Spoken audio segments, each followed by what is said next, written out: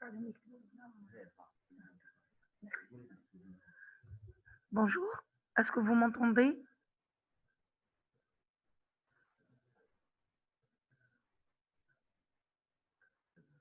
Très bien.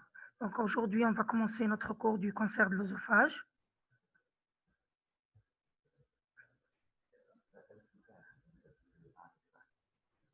Donc par définition, donc le cancer de l'œsophage est l'ensemble des tumeurs malignes primitives développées aux dépens des tuniques de l'œsophage. Il faut savoir qu'il existe deux formes principales du cancer de l'œsophage selon le type de cellules où il se développe. On a le premier type, c'est le carcinome épidermoïde de l'œsophage qui représente 80% de l'ensemble des cancers de l'œsophage qui se développe à partir de l'épithélium malpighian. On a l'adénocarcinome qui est la deuxième forme principale du cancer de l'œsophage qui représente 20% de l'ensemble des cancers de l'œsophage et qui se développe sur une muqueuse glandulaire. Épidémiologie, il faut savoir que les cancers de l'œsophage représentent 15% des cancers digestifs. C'est le troisième cancer digestif après le cancer colorectal et le cancer gastrique. Donc quand même, c'est un cancer qui est un peu fréquent. Le pronostic.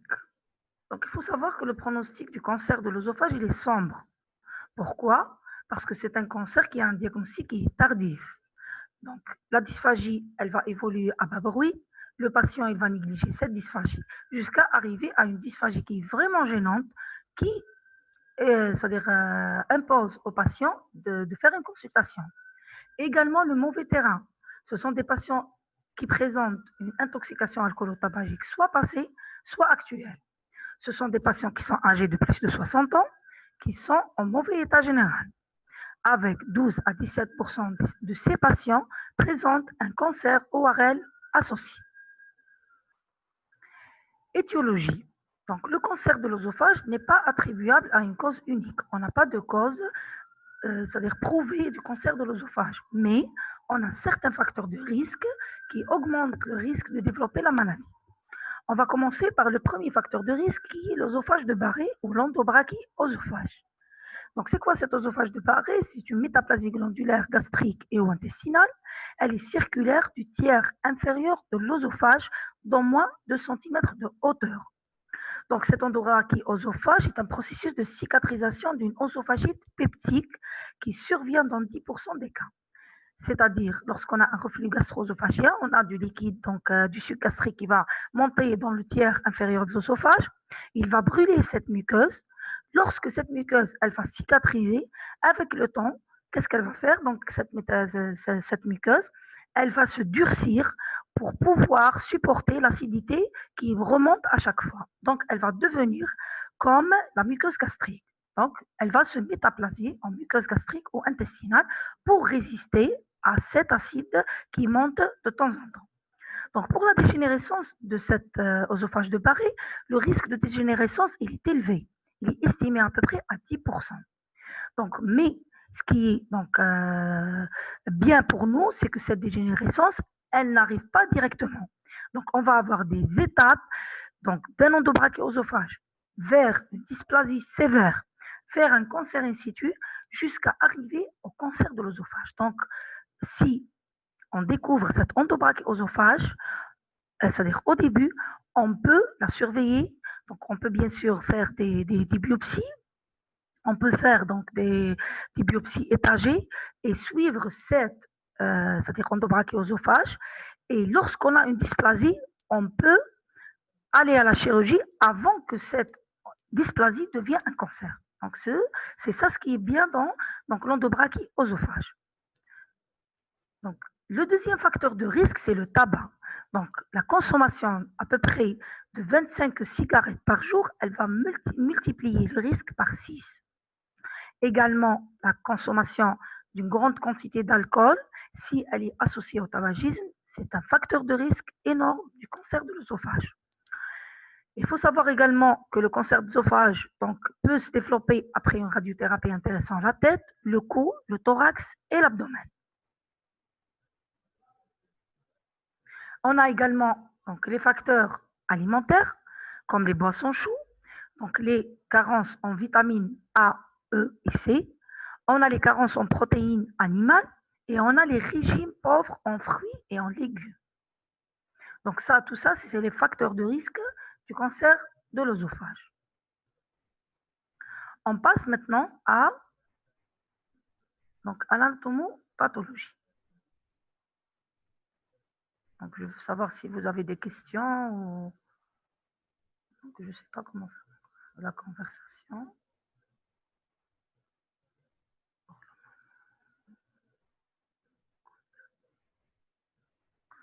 Donc on continue. Donc l'anatomopathologie. Donc on va commencer par la macroscopie. Donc le siège préférentiel des carcinomes primitifs œsophagiens sont par ordre décroissant le tiers inférieur, le tiers moyen, le tiers supérieur. Donc beaucoup plus, on trouve le cancer de l'œsophage dans le tiers inférieur de l'œsophage. Donc ce sont des tumeurs ulcéro-bourgeonnantes le plus souvent. On peut trouver les formes infiltrantes, comme on peut trouver donc des formes même qui sont donc ulcéro-bourgeonnantes et végétantes. Microscopiquement, il existe, comme on a dit dans l'introduction, deux variétés de carcinomes donc, de l'œsophage. On a le carcinome épidermoïde qui est le plus souvent bien différencié, kératinisant ou non, et plus rarement moyennement ou peu différencié. On a le deuxième type, c'est l'adénocarcinome qu'on a dit, il se développe sur le tiers inférieur de l'œsophage à partir d'une muqueuse d'un endobrachéosophage. On passe maintenant au diagnostic. On va commencer par la clinique. Donc la clinique, en général, c'est un homme âgé de moyennement 65 ans, avec un long passé de consommation alcoolo-tabagique. Donc cette dysphagie, c'est un symptôme dominant. Si on peut dire, c'est le seul symptôme. C'est un symptôme qui commence progressivement, électivement au début pour les solides, lorsque la tumeur elle est petite. Puis, on va avoir une augmentation de la taille de la tumeur. Donc, elle va devenir donc, une dysphagie au semi-liquide. Lorsque la tumeur elle va sténoser tout l'œsophage, on va avoir une dysphagie qui est liquidienne, arrivant vers l'aphagie lorsqu'on a une sténose complète de l'œsophage. Cette dysphagie, elle est d'apparition récente et progressive.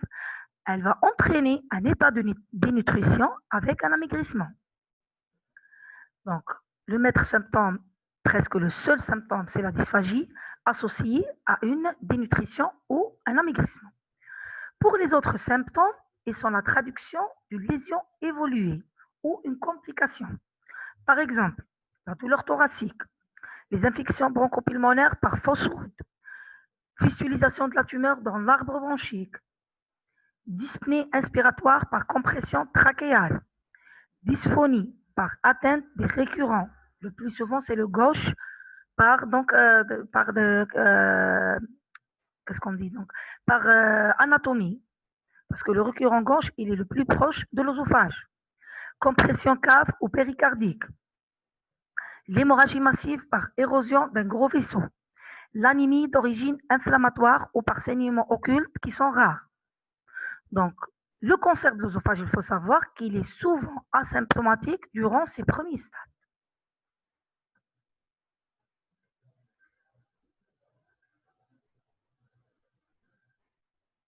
Quelles que soient les circonstances de découverte, dysphagie égale fibroscopie oso-gastro-duodénale avec biopsie. Toute dysphagie impose une fibroscopie oso-gastro-duodénale avec biopsie. D'accord? Ce qui nous ramène vers la paraclinique et le seul examen paraclinique de diagnostic qui est la fibroscopie oso-gastro-duodénale. Donc, c'est l'examen de référence pour le diagnostic positif du cancer de l'œsophage. Donc, cette fibroscopie, elle permet de préciser, premièrement, le siège de la lésion par rapport aux arcades dentaires. Est-ce que c'est un cancer de l'œsophage cervical? Est-ce qu'il est au niveau de l'œsophage thoracique ou est-ce qu'il est au niveau de l'œsophage abdominal? Deuxième chose que la fibroscopie permet de préciser, est-ce que cette lésion, elle est petite, elle est franchissable ou elle est sténosante? Troisièmement, il étudie le reste de l'œsophage, l'estomac et le duodénum. Et quatrième chose, il permet de réaliser les biopsies qui, à elles seules, permet de faire le diagnostic exact du type histologique. on passe au bilan d'extension du cancer de l'œsophage. Pour faire un bilan d'extension, on va commencer par l'extension loco-régionale. Premièrement, un examen ORL il est systématique devant tout cancer de l'œsophage. Il permet de dépister des lésions néoplasiques concomitantes des voies aériennes supérieures. Et l'endoscopie trachéobronchique, elle permet de voir s'il y a une extension à l'arbre respiratoire ou s'il y a une fistule, ou s'il y a un simple refoulement trachéal ou bronchique. Dans le bilan d'extension loco-régional également, on va faire la TDN. Pourquoi? Elle permet d'apprécier l'extension pariétale et médiastinale. L'échondoscopie, donc c'est un examen de luxe, c'est un examen qui n'existe pas ici à Neva, c'est un examen qui existe à Alger. C'est un examen qui contient un endoscope muni d'un échographe. Il va vers la lésion, c'est-à-dire par l'endoscope, et il nous fait une échographie donc, à travers donc, cette lésion. Ce qui va permettre un bilan très précis de l'extension des couches pariétales, parce qu'il va nous montrer les différentes couches pariétales, il va nous dessiner la tumeur, et il va nous montrer si la tumeur elle a dépassé donc, ses muqueuses, même le dépassement vers c'est-à-dire la séreuse et la sortie de la tumeur de l'œsophage vers les organes de voisinage. Il permet aussi de préciser l'existence d'adénopathie sans toutefois affirmer à coup sûr leur envahissement cancéreux. L'extension à distance, donc elle est recherchée par un scanner thoraco-abdominaux-pelvien.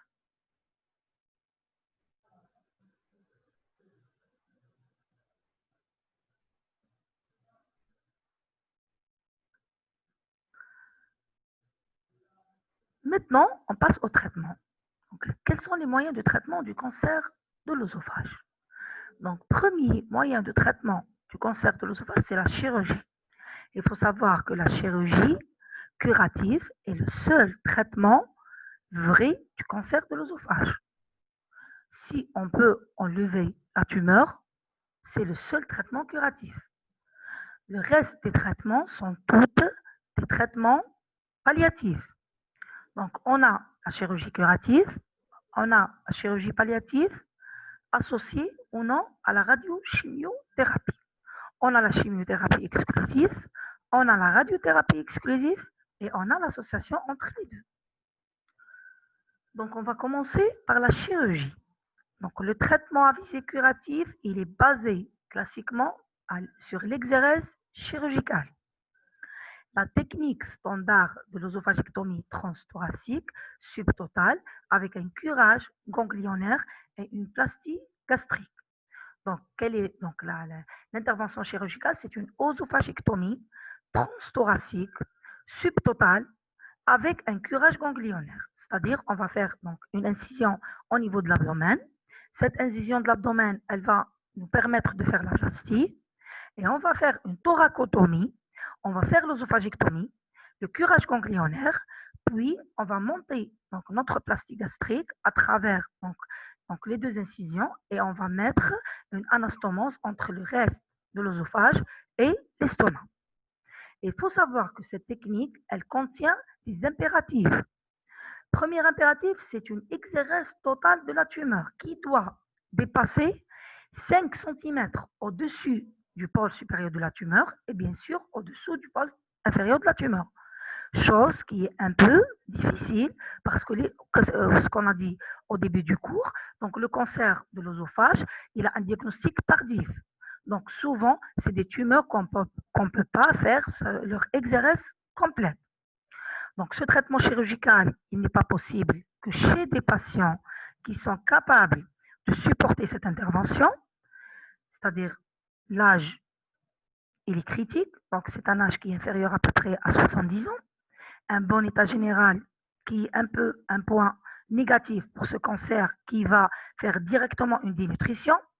Il faut que ce patient présente de bonnes fonctions respiratoires, cardiaques et hépatiques et que la tumeur ne présente pas d'envahissement des structures adjacentes ni de métastases. C'est-à-dire, en quelque sorte, le traitement chirurgical est presque négligé on ne peut pas presque faire un traitement chirurgical à tous les patients. Parce que si on retourne au début de notre cours, nos patients de cancer de l'œsophage, c'est des patients qui ont un âge qui est avancé, donc incidence. Ce sont des patients qui présentent un état général altéré. Pourquoi? Parce que c'est des patients qui sont dénutris à cause de la sténose œsophagienne. Ce sont des patients qui présentent un état général qui n'est pas conservé parce que ce sont des intoxiqués alcoolophagiques. Donc, la fonction respiratoire, elle doit être, donc, l'EFR doit être fait pour savoir si cette fonction respiratoire, elle est adaptée parce qu'on va faire une thoracotomie, donc on va ouvrir le thorax, donc on doit avoir de bonnes fonctions respiratoires et cardiaques. Et également, on doit avoir une tumeur qui n'a pas déjà envahi les structures adjacentes. Pourquoi? Parce que les structures adjacentes, ce sont les grands organes nobles du corps. Donc, il faut savoir, si elle va envahir la trachée. On ne peut pas enlever la trachée. Elle va envahir les branches. Elle va envahir l'aorte. Elle va envahir des gros vaisseaux. Donc, si cette tumeur présente un envahissement, ce n'est pas la peine de la toucher. D'accord? La radiochimiothérapie. Donc, la radiochimiothérapie, c'est une alternative à la chirurgie. Actuellement, au Japon, donc la radiochimiothérapie, ils ont fait des études comparant les patients qui ont présenté une chirurgie curative versus les patients qui sont traités par la radiochimiothérapie exclusive. Après 5 ans, ils ont découvert que la radiochimiothérapie exclusive, elle a des taux de survie comparables à la chirurgie curative. C'est-à-dire actuellement au Japon, ils n'opèrent presque pas le cancer de l'œsophage. C'est des patients qui se suivent avec une radiochimiothérapie exclusive et lorsque on a un envahissement après 5 ou 6 ou 7 ans de l'œsophage, ils vont faire un traitement endoscopique, ils vont forer la tumeur et mettre une prothèse. Également, la radiochimiothérapie, elle présente donc d'autres indications chez les patients inopérables et pour les tumeurs qui franchissent la paroi œsophagienne. Donc, les traitements endoscopiques, donc, il faut savoir qu'on a plusieurs traitements endoscopiques et ces traitements endoscopiques, ils sont proposés lorsqu'on a une contre-indication chirurgicale avec des formes très évoluées chez un patient qui présente une tumeur qui sténose carrément l'œsophage, chez des patients dénutris. On va faire des traitements endoscopiques pour éviter d'opérer le patient et faire une grande incision pour faire une simple jéjunostomie ou c'est-à-dire une simple jéjunostomie et mettre ce patient face aux complications de la chirurgie, alors qu'on va faire une simple sonde qui va nourrir le patient. Donc, on a les dilatations endoscopiques itératives, c'est-à-dire ils vont vers la tumeur et ils vont essayer de forcer cette tumeur pour la dilater, pour avoir un peu d'espace où l'alimentation va passer. On a également les intubations endoscopiques transtumorales, et je vous ai ramené donc l'image. Ce sont des stents ou des prothèses, soit des prothèses donc, métalliques, c'est-à-dire extensibles, comme on montre dans l'image qui est à gauche. Donc, ces stents extensibles, ils vont forer la tumeur, ils vont faire un calibre et ils vont rester. Avec le temps, la tumeur, elle va envahir cette prothèse et le patient va tomber dans la dysphagie. On a également donc les stents qui sont des métals, c'est-à-dire c'est un bout de métal qui va se mettre dans le trou, qui va essayer de faire un passage d'alimentation à travers donc la tumeur, à travers donc le stent.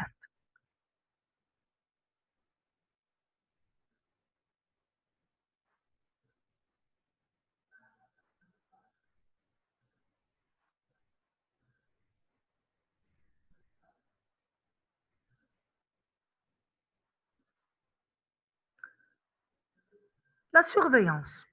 Donc, comment on va surveiller ces cancers de l'œsophage? Donc, notre surveillance du cancer de l'œsophage, elle repose sur l'examen clinique. C'est un patient qu'on va voir tous les 3 mois au début, pendant une année, puis tous les 6 mois pendant la deuxième année et la troisième année. Puis, tous les ans pendant 5 ans. Donc, cette surveillance clinique, elle repose sur l'examen clinique. On va rechercher si le patient présente une dysphagie.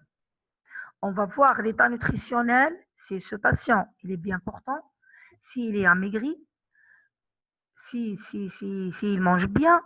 Tout l'examen clinique, ça va s'intéresser sur le patient. On va examiner tous les aires ganglionnaires. Deuxièmement, un examen ORL. Chaque an a 1 an et demi de traitement initial chez les patients qui vivent sans récidive. La surveillance paraclinique, elle repose sur la fibroscopie chaque année à 2 ans et un scanner thoraco-abdominaux-pelvien tous les ans ou si on a un signe d'appel. Et en conclusion, on dit que le cancer de l'œsophage a toujours un mauvais pronostic, malgré les progrès thérapeutiques réalisés. Un dépistage chez les sujets à risque devrait s'organiser pour détecter les cancers in situ. Ça sous-entend l'endobrachie œsophage. Les mesures de prévention contre l'alcoolisme et le tabagisme doivent être rappelées à cette occasion. Et merci pour votre attention. Si vous avez des questions, je serai ravie de vous répondre.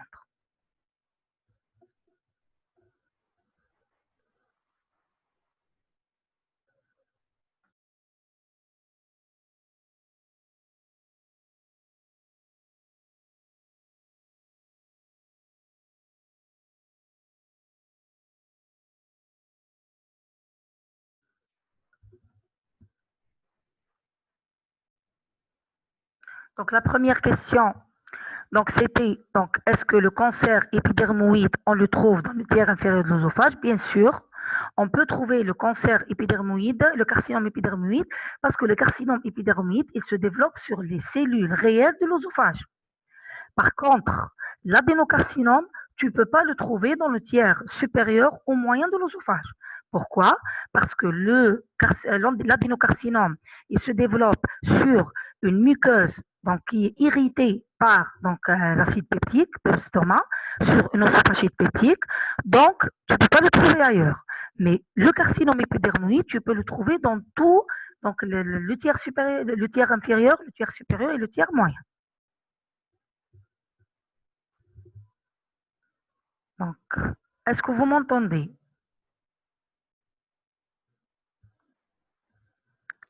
Très bien. Donc, on passe à la deuxième question. On n'entend pas. Donc, oui. Donc, la deuxième question, c'est la plastie gastrique. C'est quoi la plastie gastrique? C'est-à-dire, on va couper l'estomac et la découper comme un œsophage, comme un tunnel de 3 à 4 cm qui va ressembler à l'œsophage. Lorsqu'on enlève l'œsophage qui contient le cancer, on va remonter cet estomac, on ne va pas la remonter en tant qu'estomac, on va remonter la plastie, le tunnel qu'on a fait, et on va l'anastomoser, c'est-à-dire le suturer avec l'œsophage qu'on a laissé en haut et en bas. Donc, c'est la deuxième question. Donc, la troisième question, c'est si on entend vérifier la connexion. Est-ce que vous m'entendez? Très bien. Pour le moment, on est bien. Donc, quoi? On n'entend pas. Ok, merci. Donc, quand on fait les traitements endoscopiques, on fait les traitements endoscopiques lorsqu'on est dans l'étape palliative. C'est-à-dire, la tumeur, elle a envahi les organes de voisinage, elle n'est pas opérable, donc on fait le traitement endoscopique pour ne pas opérer le patient pour mettre une sonde. On fait un traitement endoscopique, on met un forage de la tumeur et on met la prothèse pour que l'œsophage il devienne perméable, le patient il mange normalement jusqu'à ce que la tumeur évolue après 1 ou 2 ans, elle va envahir cette prothèse et il sera dans les étapes finales. Donc c'est un traitement palliatif. Donc, on passe à l'autre question. Est-ce que la radiothérapie exclusive est un traitement curatif? Non. La radiothérapie exclusive n'est pas un traitement curatif, c'est un traitement palliatif. Par contre, les nouvelles études ont démontré que la radiochimiothérapie exclusive, elle donne des résultats qui sont presque comparables à la chirurgie curative. C'est-à-dire, ce sont des nouvelles études où, dans les pays donc, qui sont très développés, ils suivent le patient par radiothérapie exclusive. Ils ont une survie à 5 ans, presque la même que lorsqu'on opère le patient. Par contre, la radiothérapie exclusive, c'est un traitement palliatif. D'accord? Ça va?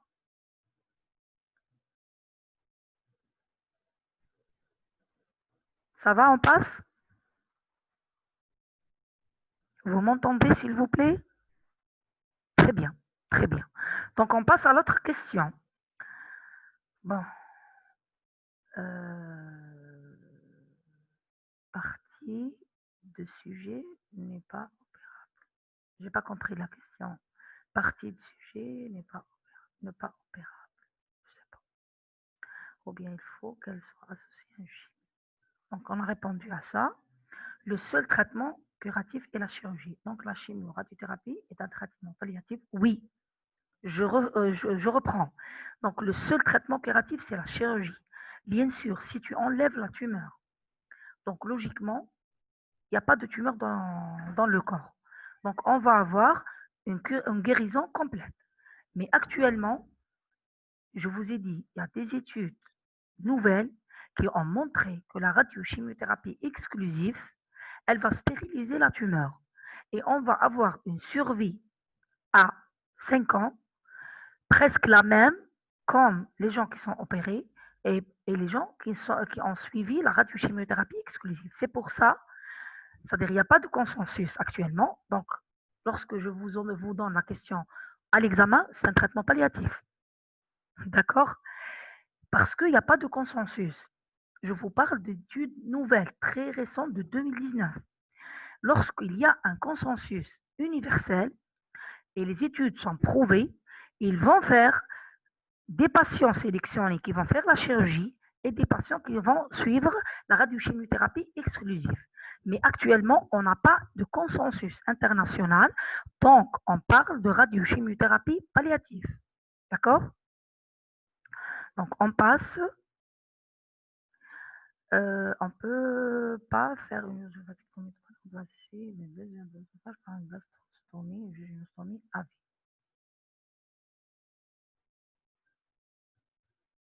J'ai pas compris la question. On ne peut pas faire l'œsophagectomie totale et remplacer le besoin de l'œsophage par gastrostomie ou jejunostomie à vie. Pourquoi on fait ça? Donc, si on fait une gastrostomie ou jejunostomie, donc c'est pourquoi on enlève alors la tumeur? Si on fait une œsophagectomie totale, c'est qu'on va rétablir la continuité pour que le patient vive bien. Parce qu'il faut savoir que la gastrostomie, la jejunostomie, ça fouille, ça donne une qualité de vie, elle est médiocre. C'est pour ça, à l'étranger, ils ont découvert donc les stents, les prothèses, pour avoir une meilleure qualité de vie. Donc, on va faire tous les massacres du monde à faire une œsophagectomie totale et mettre le patient en danger, et après, on ne va pas remplacer l'estomac. On ne va pas remplacer l'œsophage. C'est pas normal. Donc, si on fait un traitement chirurgical, il est complet. On fait notre œsophagectomie totale, on fait la plastie gastrique et on remonte cette plastie et on fait l'anastomose. Si on ne peut pas faire l'anastomose, on ne fait pas d'œsophagectomie, le patient il sera orienté directement vers la radiochimiothérapie exclusive. On passe à l'autre question. Est-ce que l'adénocarcinome associé à d'autres cancers du voie aérienne supérieure? C'est très rare. Une très belle question. Donc, en général, c'est le carcinome épidermoïde qui est associé à presque 7 à 12% de cancer des voies aériennes supérieures. Pour l'adénocarcinome, c'est c'est un cancer sur métaplasie. Donc, il est rare de trouver un adénocarcinome associé à un cancer des voies aériennes supérieures. Vous m'avez donné une idée d'une question de QCM. C'est une très belle question.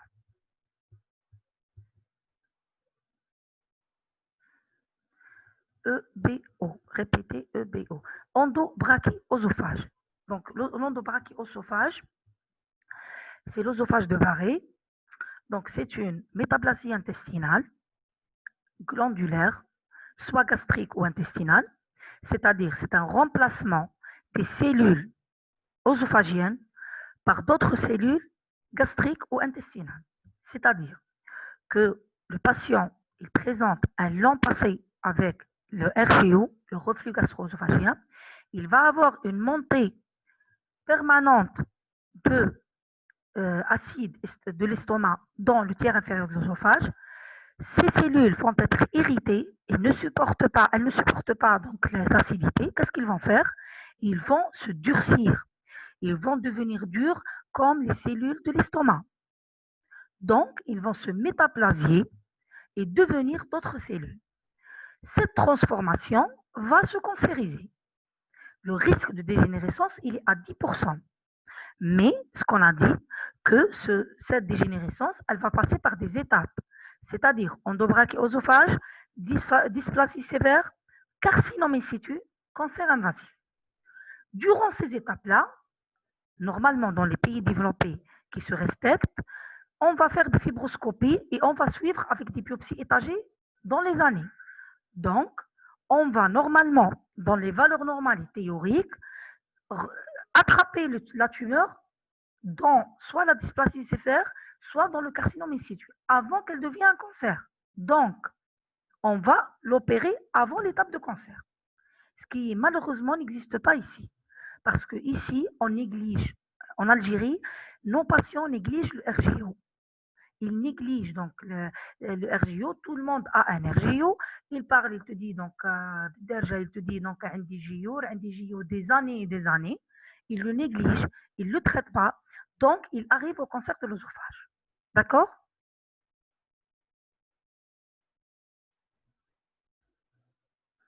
Ça va? Très bien. Donc, une autre question. C'est rare de trouver un cancer ORL associé. Associé à quoi? Je n'ai pas compris la question.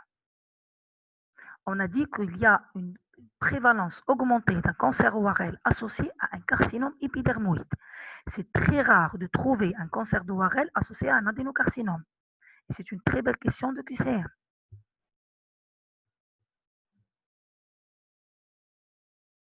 Est-ce qu'il y a plus de questions? Est-ce que vous avez d'autres questions?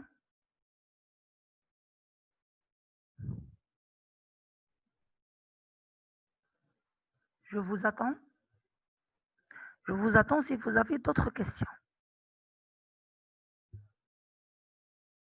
Est-ce que vous avez bien saisi le cours? J'ai essayé de faire un petit cours pour avoir beaucoup de temps pour les questions. Parce que vous avez déjà la version dans le e-learning. D'accord? Donc, j'ai minimisé le cours, j'ai mis l'essentiel pour avoir beaucoup de temps pour les questions. Parce que c'est l'essentiel, c'est les questions. D'accord? Très bien. Ça m'encourage. Très, très bien.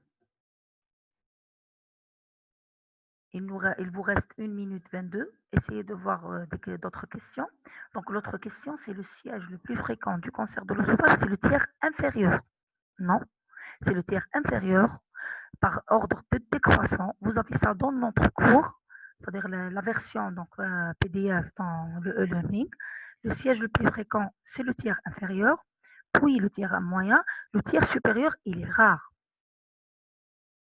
D'accord?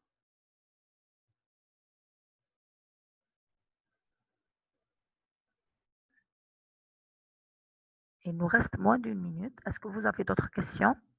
Est-ce que le cours il est bien compris? Oui, madame. Très bien, très bien. Merci beaucoup. Donc, si vous voulez, on fait une petite pause donc de 3 ou 4 minutes, le temps de régler le deuxième cours qui est la pancréatite chronique. D'accord?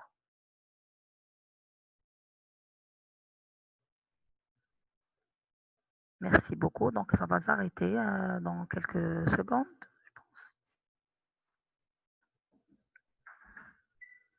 Merci.